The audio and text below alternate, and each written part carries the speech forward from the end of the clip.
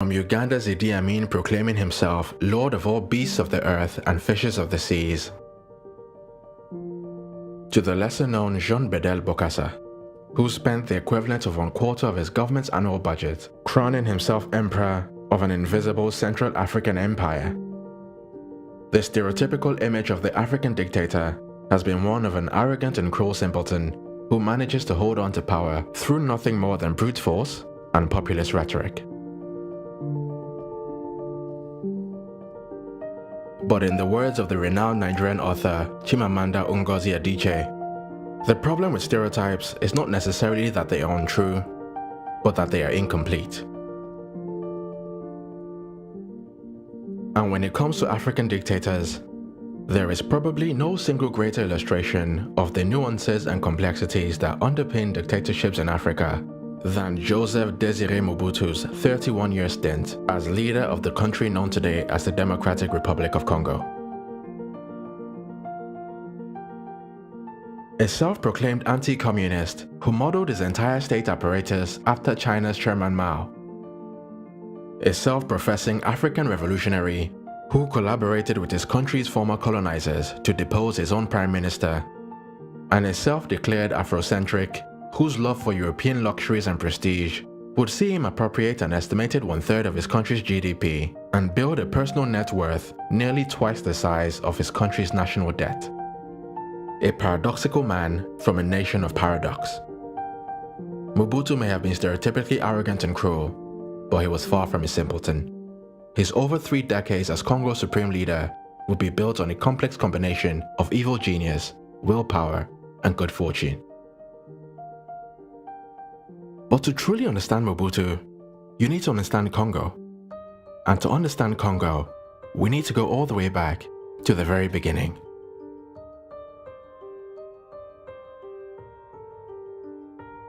Born in 1930 to a poor family in what was then known as the Belgian Congo, Mobutu grew up in a country which prior to becoming a Belgian colony had been the personal property of the infamous Belgian King Leopold II, a devious monarch whose lust for wealth and power would see him appropriate a territory 80 times larger than his own kingdom and oversee the killing of over 10 million Africans within a period of just 2 decades. Responding to the international outcry following the discovery of King Leopold's atrocities, the Belgian government took charge of the territory in the year 1908.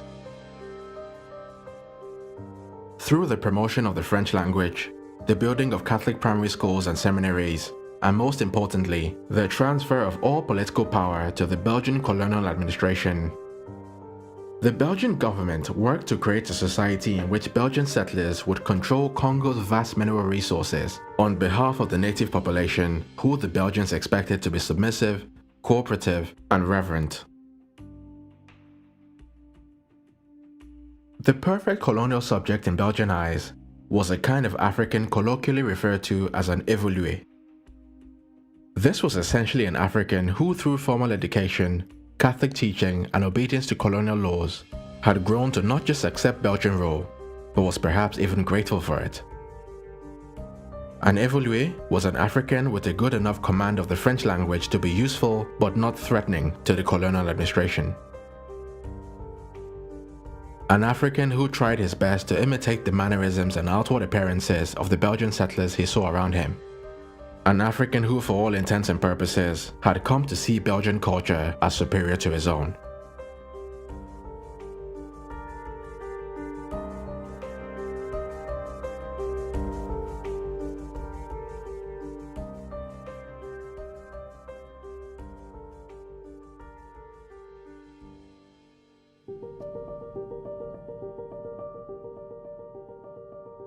On his own personal journey to becoming a well-rounded évolué, a young Joseph Mobutu was studying at a Catholic boarding school in 1949 when his youthful mischief and boisterous sense of humor landed him in trouble with the priests at his school. As punishment for sneaking out and stowing away on a boat to meet a young girl, he was ordered to serve 7 years in the colonial army. And while he may have despised it at the time, Mobutu's 7 years in the colonial army would be perhaps the single most decisive period in the shaping of his destiny.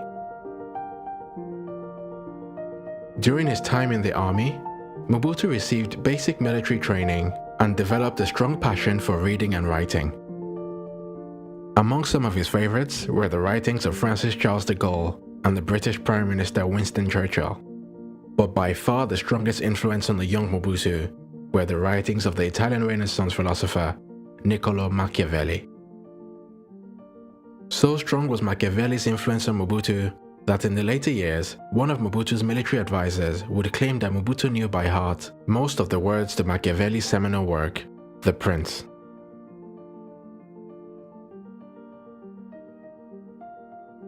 Mobutu left the Belgian army a fully fledged évolué, and thanks to a strong command of the French language, he soon became one of only a handful of native Congolese journalists in the country. But the coming of age in the 1940s and 50s of the first generation of Congolese who, like Mobutu, had received enough formal education to hold white-collar jobs in the colony, would quickly begin to expose the flaws in the fundamental assumptions underpinning the Belgian colonial enterprise.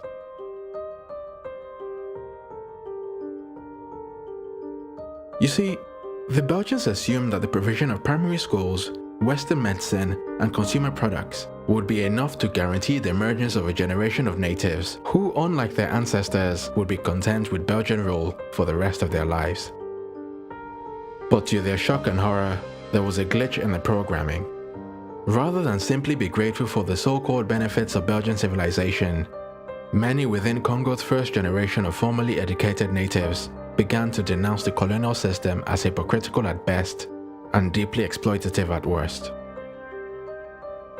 Under Belgian rule, natives had virtually no political voice and had no rights to own land or travel around the country as they pleased. Natives were also subjected to curfews in urban areas and forced labor in rural areas. Although they could attend primary schools, the only other form of further education available to most natives was either in Catholic seminaries or the colonial army. Only in the year 1950, nearly half a century into the colonial era, were native Congolese permitted to attend the same secondary schools as the children of Belgian settlers.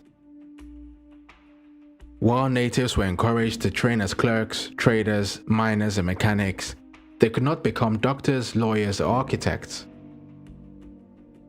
In sharp contrast to British colonial policy, which generally relied on a level of joint enterprise between natives and the colonial administration, the Belgian approach was aimed at ensuring complete dependence on Belgian manpower and expertise.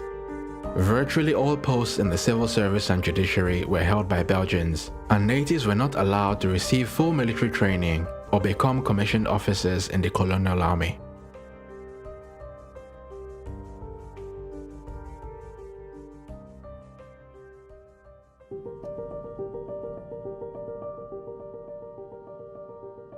But despite Belgium's best efforts to keep its precious possession, the famous winds of change of the 1950s and 60s would ultimately deal a fatal blow to the house of cards that was the Belgian Congo.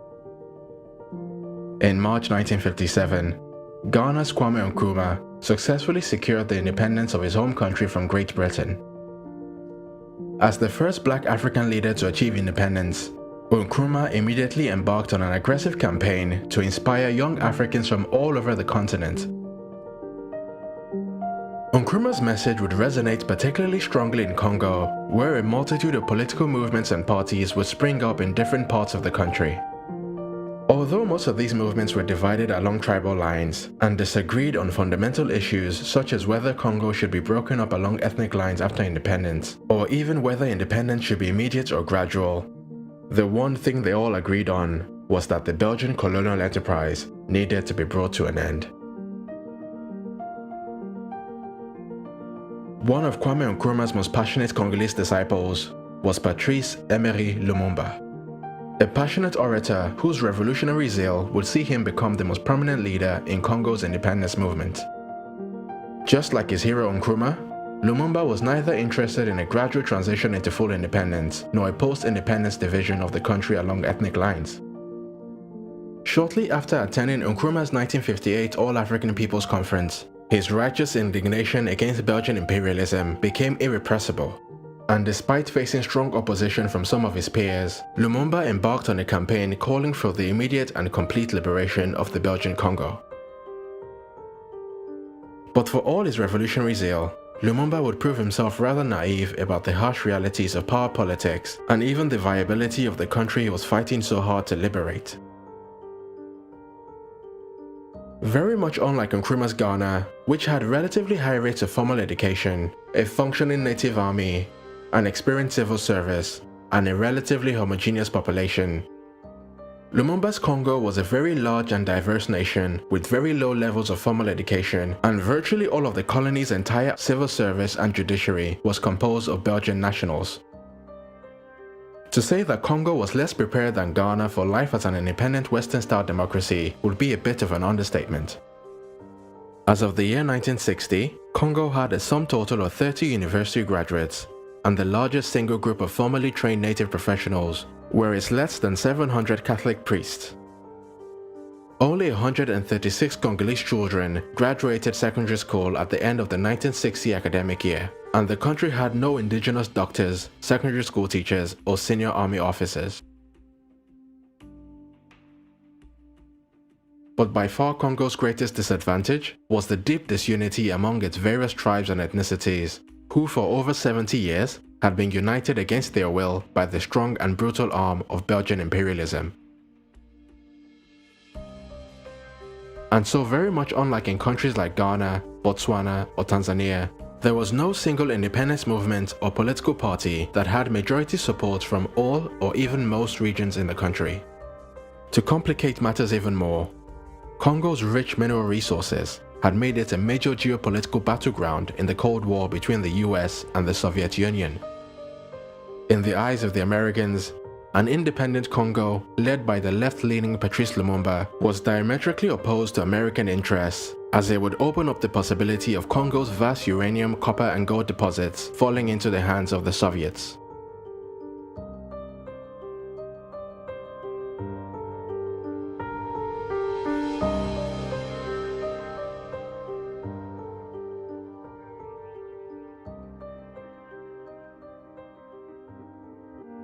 But while Lumumba's revolutionary fervor kept his head in the clouds, one man who had his feet firmly on the ground was the young Joseph Désiré Mobutu. Sensing that Congo's independence was virtually inevitable, Mobutu joined Lumumba's party, Le Mouvement National Congolais, which was popularly known as the MNC.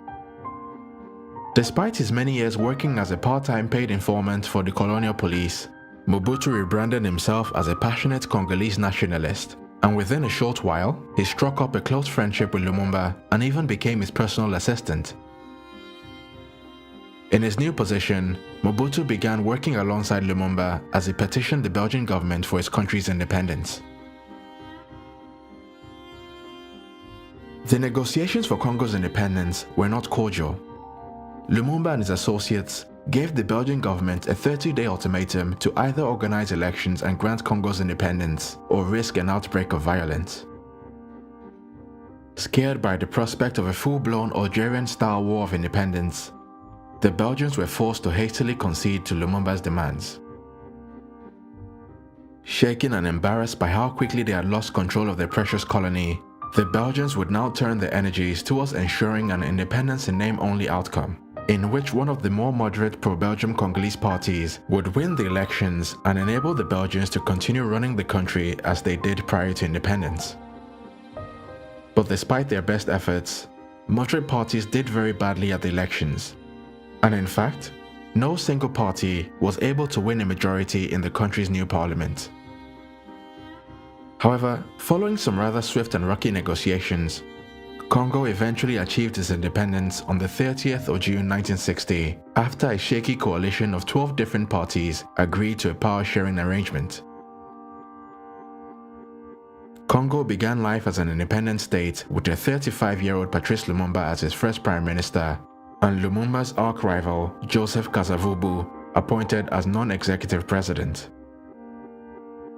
But like a young deer thrust into a den of hungry lions, Lumumba's Congo would be ripped apart before it could even find its feet.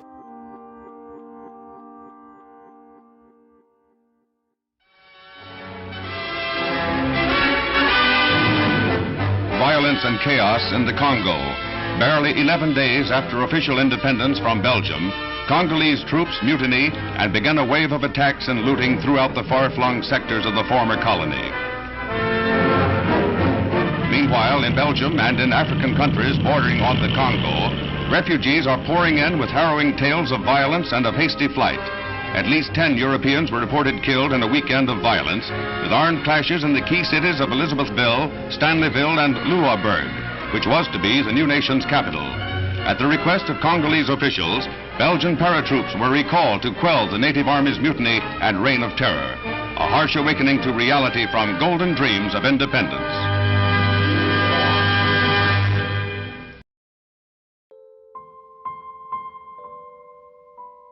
Within its first 7 days as an independent state, an army revolt would break out into a fully fledged civilian massacre as Lumumba's government struggled to control the situation.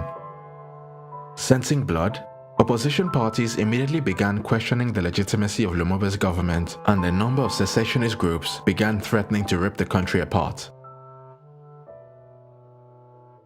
You see, Lumumba's MNC had actually only won 33 of the total 137 seats in the new Congolese parliament. Although this was the largest single total of any other political party, nearly half of all of the MNC's votes came from just one province in Stanleyville, and it had very limited support in the capital and other major regions. With the outbreak of chaos, Lumumba's rivals in the resource-rich Katanga and South Kasai regions spotted an opportunity to grab power for themselves and immediately began trying to secede from the newly independent Congo. Also looking to protect their own interests, Belgian operatives began collaborating with the Katangese rebels as they saw Katanga as a base from which they could eventually topple Lumumba's government and establish a pro-Belgium unified Congolese government in the country's capital of Leopoldville.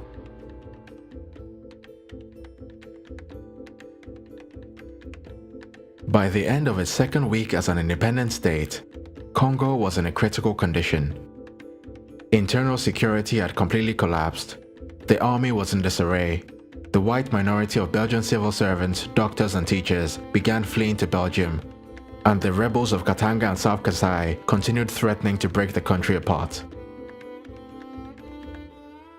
In desperation, Lumumba dismissed all Belgian officers in the army and appointed his former personal aide Joseph MOBUTU as Army Chief of Staff.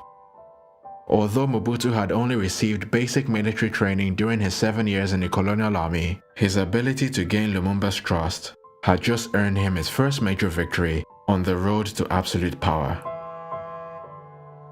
As the crisis got from bad to worse, Lumumba publicly accused the Belgians of being at the heart of the crisis and appealed to the United Nations for help. Dissatisfied with the UN's response, Lumumba hastily turned to the Soviet Union for military assistance in his desperate attempt to restore internal order.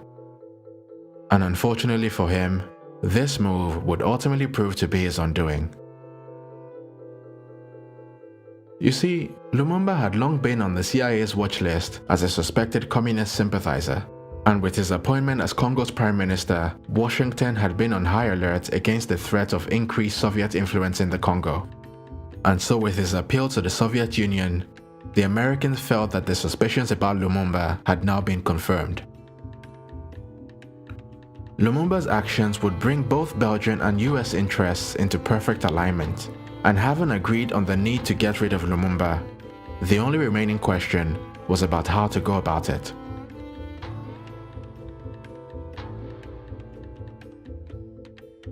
The perfect man for the job would be none other than Lumumba's newly appointed Army Chief of Staff.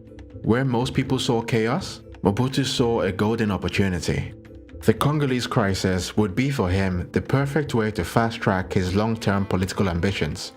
By aligning himself to American and Belgian interests, MOBUTU realized that he could use their military might to consolidate power for himself and create a perfectly symbiotic relationship between him and two of the world's most powerful countries. And so while Lumumba continued to accuse the Belgians of sabotage and desperately tried to rally up nationalist spirit, MOBUTU publicly accused Lumumba of being a communist sympathizer and blamed him for the disorder in the Congolese army. acting in collaboration with President Kasavubu, the Belgians and the Americans. Mobutu would go on to arrange for the capture and secret execution of the very same man that had brought him to the corridors of power.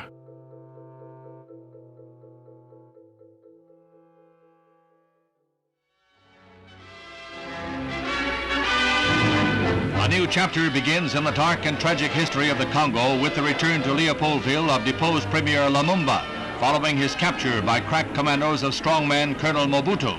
Taken to Mobutu's headquarters past a jeering, threatening crowd, Lumumba was impassive at this lowest ebb of his stormy career. Mobutu watched as his troops manhandled Lumumba, but promised the pro-red Lumumba a fair trial on charges of inciting the army to rebellion.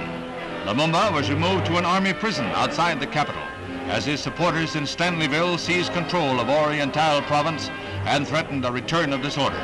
Before that, Lumumba suffered more indignities, including being forced to eat a speech which he restated his claim to be the Congo's rightful premier.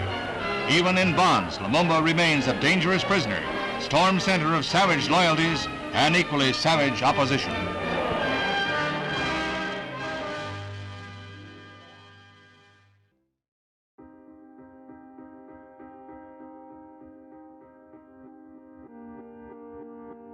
With Lumumba out of the picture, Mobutu turned its focus to forcefully crushing the Katangese and South Kasai rebellions, as well as a separate Lumumba-inspired rebellion that arose in Stanleyville shortly after his death.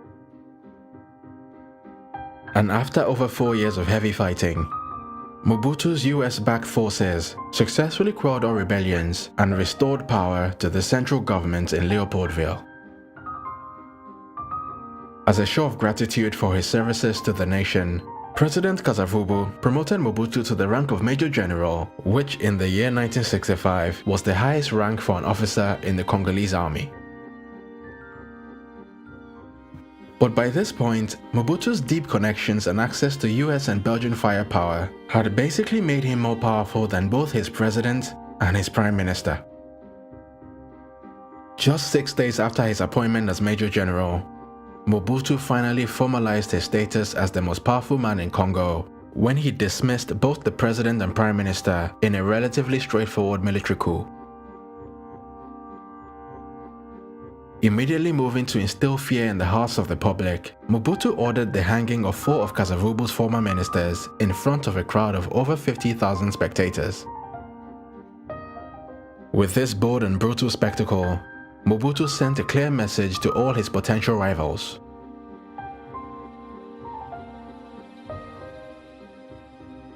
Dans nos démocraties, nous ne pendons pas les politiciens, nous n'exécutons pas les politiciens.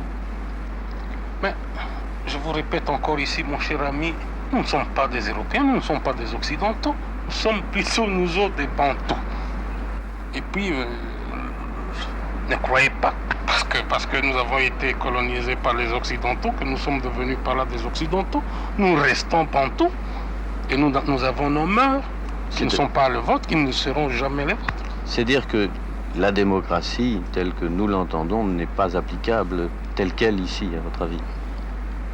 On peut l'appliquer, mais pas à la lettre, comme chez vous. Quelle est la nuance exacte alors? La nuance, c'est que chez nous, le respect dû à un chef, par exemple, c'est quelque chose de sacré. On ne peut pas jouer ou blaguer avec un chef. Lorsqu'un chef décide, il décide, un point, c'est tout. J'ai décidé au nom du haut commandement que nous sommes au pouvoir pour 5 ans. Et un point, c'est tout. Il n'appartenait plus à un groupe de politiciens d'aller se mettre du côté des financiers.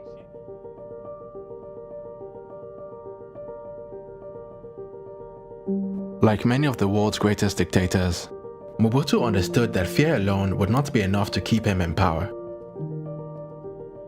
As part of Congo's 1966 Independence Day celebrations, Mobutu organized a massive memorial ceremony in honor of the deceased Patrice Lumumba.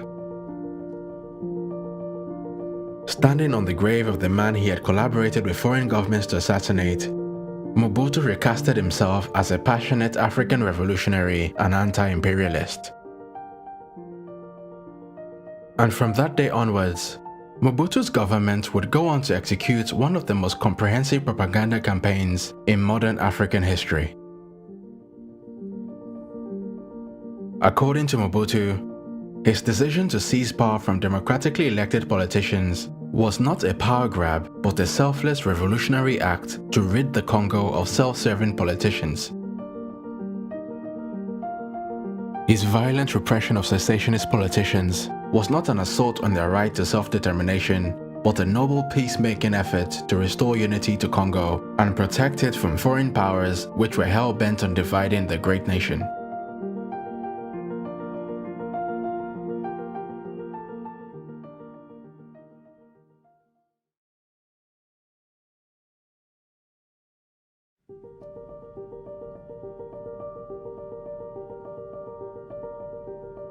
To his credit, Mobutu's masterful blend of hard and soft power initially yielded some very impressive results. Within the first 5 years of his regime, Mobutu managed to bring virtually all major regions in the deeply divided country into full submission to his government. On the economic front, Mobutu stabilized the country's currency, reduced the government's debts, and nationalized the country's lucrative copper mining industry. By the year 1970, Mobutu's Congo was seen as a genuinely viable state with the potential to become the single most important regional influence in Central Africa.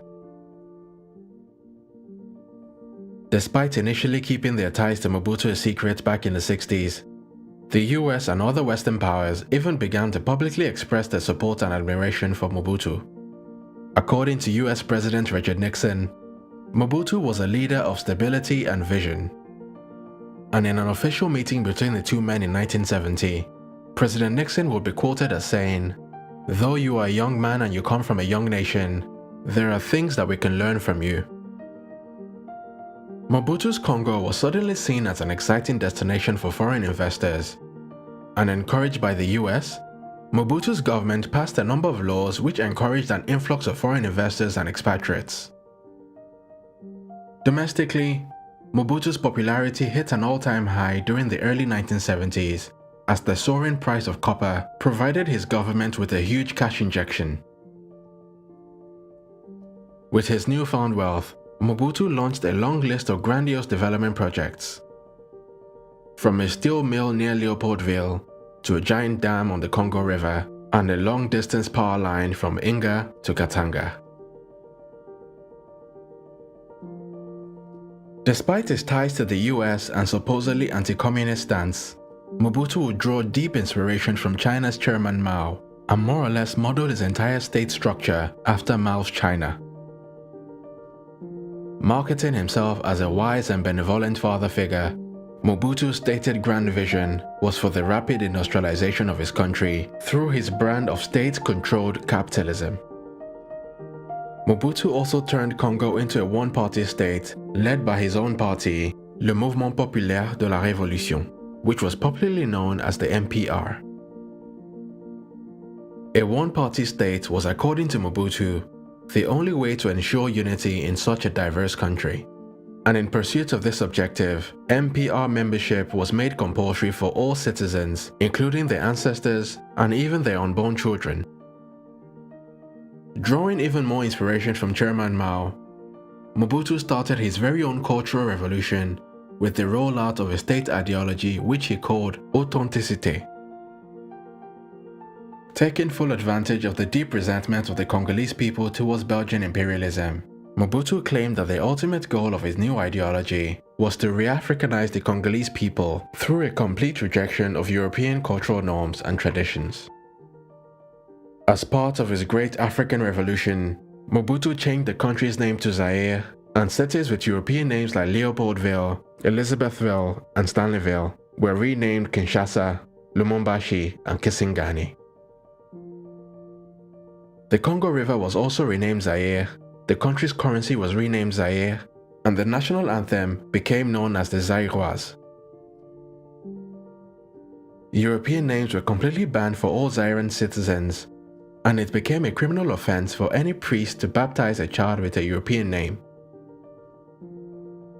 Leading by example, Mobutu even changed his own name from Joseph Désiré Mobutu to Mobutu Seseko Kukungbendu Wazabanga, which in his native tongue meant the warrior who knows no defeat because of his endurance and inflexible will, and is all-powerful, leaving fire in his wake as he goes from conquest to conquest.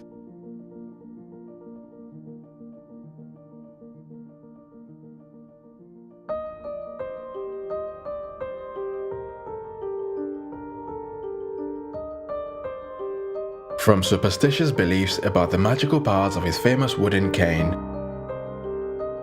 to elaborate songs and dances celebrating his divinity and omniscience, Mobutu would build one of the most remarkable cults of personality in modern history.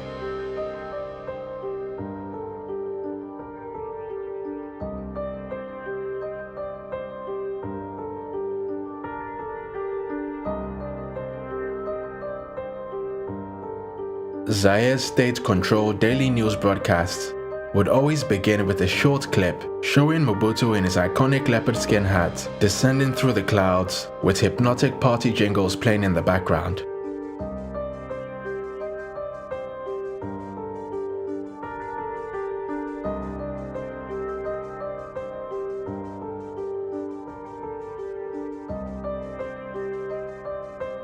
Places where Mobutu had worked and lived were designated as national pilgrimage sites, and MPR party conferences became nothing more than religious ceremonies in honor of Mobutu.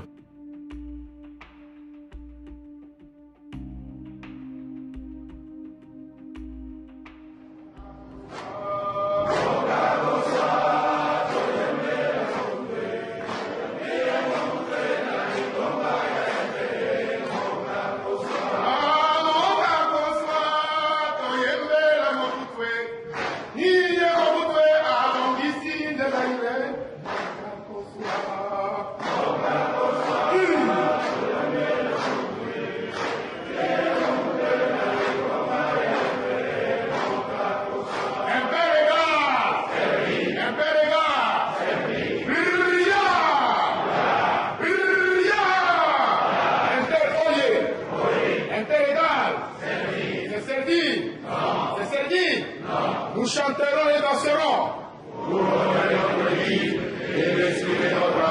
Nous chanterons et danserons. L'authenticité est notre philosophie politique.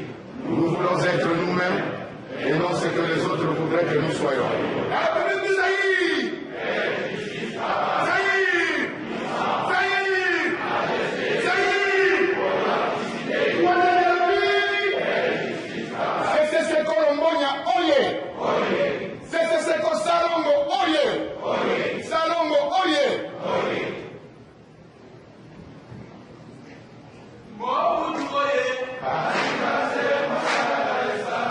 MOBUTU, oye! Iyo MOBUTU elima, iyo MOBUTU elombe, iyo MOBUTU mobilisie, iyo MOBUTU mobokisie, iyo MOBUTU mosicolier, iyo MOBUTU le bâtisseur, iyo MOBUTU le créateur, iyo MOBUTU suffisant. MOBUTU, oye!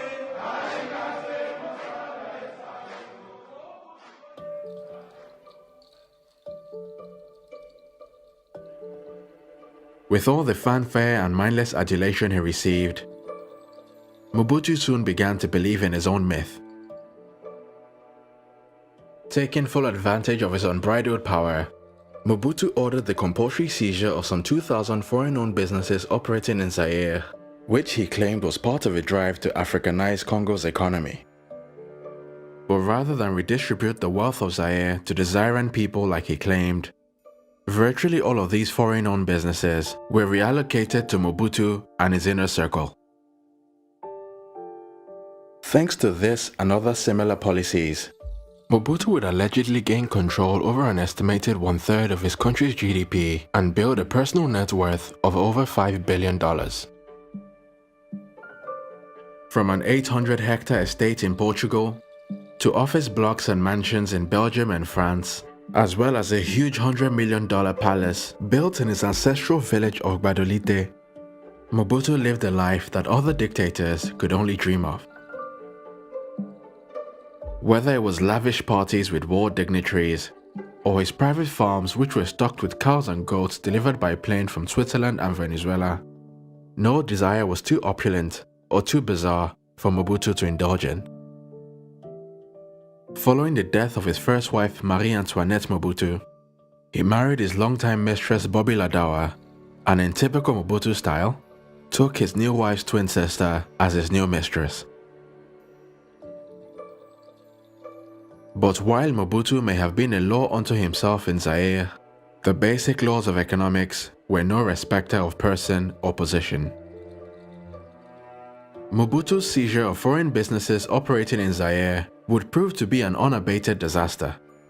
Many of the appropriated companies quickly went bankrupt after being run to the ground and stripped of their assets by Mobutu's cronies. Adding fuel to the fire, the great copper boom that had provided Mobutu's government with huge windfalls suddenly came to an end. The cost of food imports rose sharply, the country's foreign debts began to rise exponentially, and the value of Zaire's currency was decimated as Mobutu's government tried to print its way out of trouble. Zaire's economic crisis would mark the beginning of the end for Mobutu's regime. With more and more citizens having nothing to lose, various opposition groups began demanding an end to Mobutu's one-party system. But despite Zaire's democratic deficits and deep economic crisis, Mobutu's government continued to receive firm support from the US and its allies. Through its close relationships with US Presidents Richard Nixon, Ronald Reagan, and George Bush, Mobutu skillfully maintained the support of the US and other Western powers by promoting the idea that a regime change in Congo would plunge the country back into the chaos of the 60s and enable the Soviet Union to gain a foothold in Central Africa.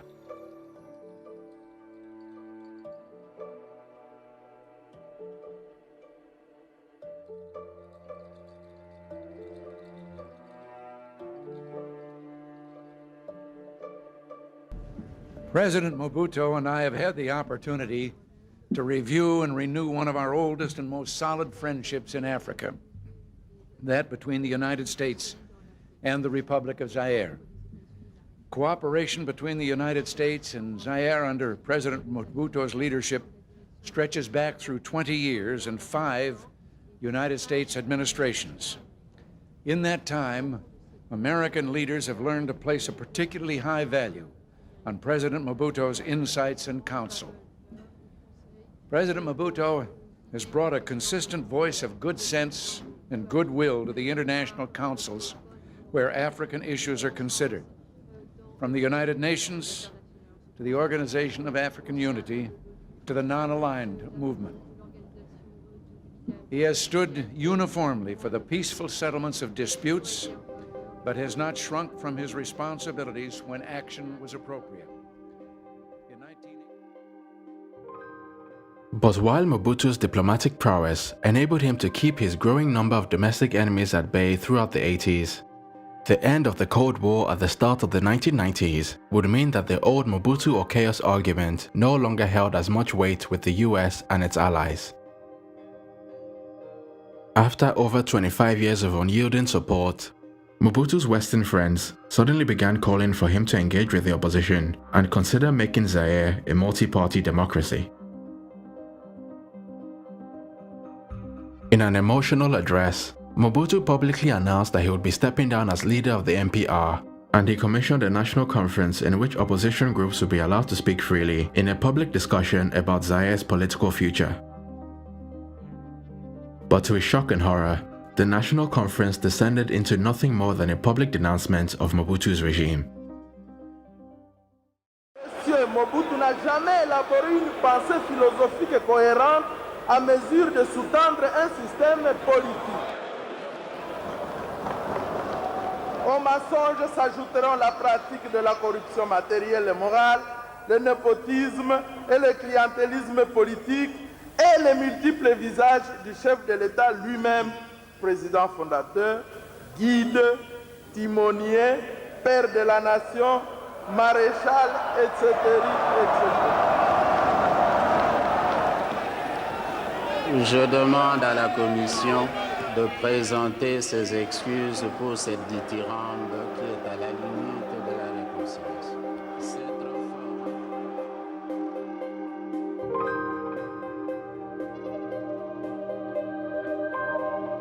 As the conference continued, prominent opposition leaders began publicly denouncing Mobutu's regime in front of large crowds, and thousands took to the streets in public protest of the Mobutu regime.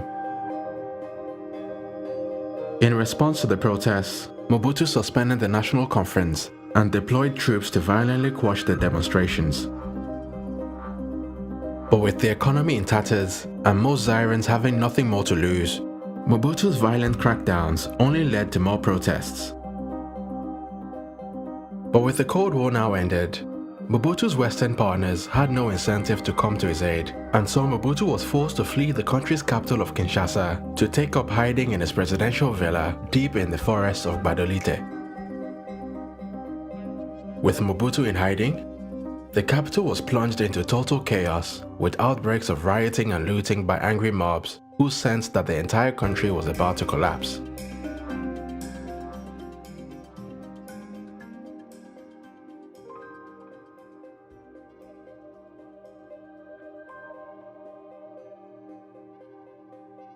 And just like his regime, Mobutu's body was also under siege. Right in the middle of all the political chaos, Mobutu was diagnosed with prostate cancer and had to travel to Switzerland for treatment. With Mobutu at his lowest point, an insurgency led by rebel leader Laurent Désiré Kabila, which was sponsored by Mobutu's longtime enemies Yoweri Museveni of Uganda and Rwanda's Paul Kagame, marched from the east to the west of Zaire to formally overthrow Mobutu's government. No longer propped up by his Western friends, Mobutu's army could hardly resist Kabila's insurgents. And after failed peace talks in May 1997, Mobutu was eventually overthrown by Kabila and forced to spend the rest of his life in exile.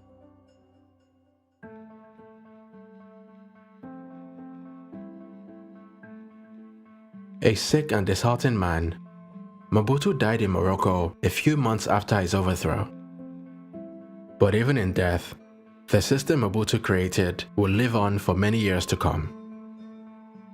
Just like his predecessor, Laurent Désiré Kabila renamed the country, changed its flag and national anthem, and made grandiose promises of a glorious future.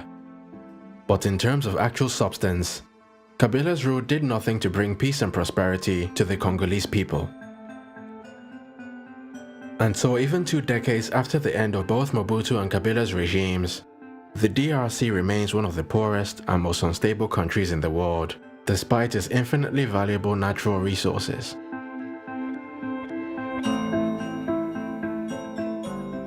From greedy and self-interested foreign powers, to passionate but naive ideologues, treacherous politicians, and a deeply divided people. The story of the DRC so far has been a melancholic intersection of flawed characters and unfortunate events. Will there be a positive twist in the tale in the years to come? Perhaps only time will tell.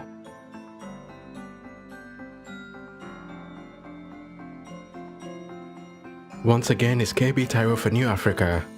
If you've enjoyed this video and would like to see more content like this, then please like and share this video. And also consider supporting us on Patreon at patreon.com/newafrica. Thanks again for all your support, and until next time.